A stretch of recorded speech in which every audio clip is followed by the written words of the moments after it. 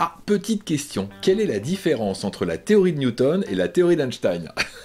Dit comme ça fait pas... Oui, non, je sais, c'est pas très funky.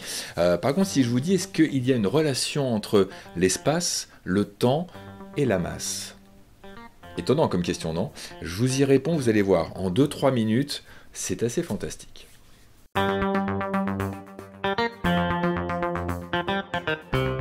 Alors, on va considérer 3 grandeurs.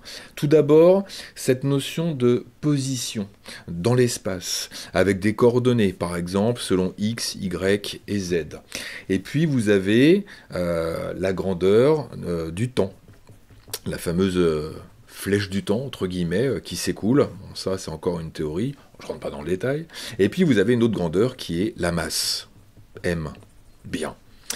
Que nous dit Newton? Eh bien, Newton nous dit que ces 3 grandeurs sont indépendantes, ne sont pas reliées entre elles. Ça veut dire quoi concrètement? Ça veut dire que si je suis moi avec ma masse sur cette planète Terre, que je me déplace tranquillement pour aller faire mes courses, eh bien le temps va s'écouler de la même manière que pour une autre personne qui est fixe sur Mars et qui est en train de regarder cette vidéo. Vous voyez, en gros, l'idée c'est ça, c'est qu'il y a une indépendance finalement de ces 3 grandeurs. Ça, c'est Newton.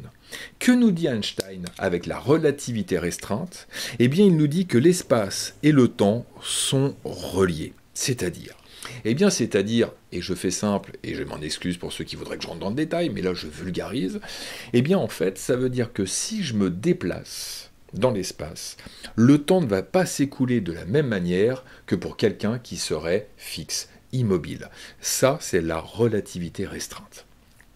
Et puis, que nous dit la relativité générale, toujours de ce fameux monsieur Einstein? Eh bien, il nous dit, et je pense que vous aurez compris ici, que l'espace, le temps et la masse sont reliés.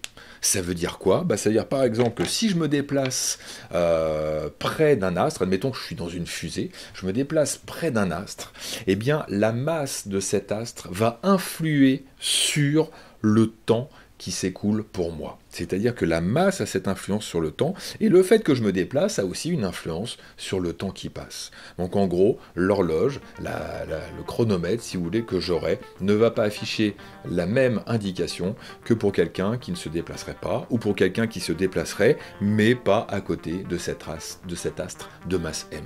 Voilà ce qu'est la relativité générale. Donc vous voyez la différence entre les 3. Newton, indépendance de la notion de position, de temps et de masse. Relativité restreinte d'Einstein, il y a une relation entre l'espace et le temps. Et enfin, relativité générale, il y a une relation entre l'espace, le temps et la masse. Voilà, si vous voulez que je rentre dans le détail, ça va être compliqué parce que c'est quand même très compliqué. Ouais. Quoique, je pourrais peut-être vous expliquer pourquoi le temps ne s'écoule pas de la même manière si je me déplace par rapport à quelqu'un qui ne se déplace pas. Je vais peut-être y réfléchir.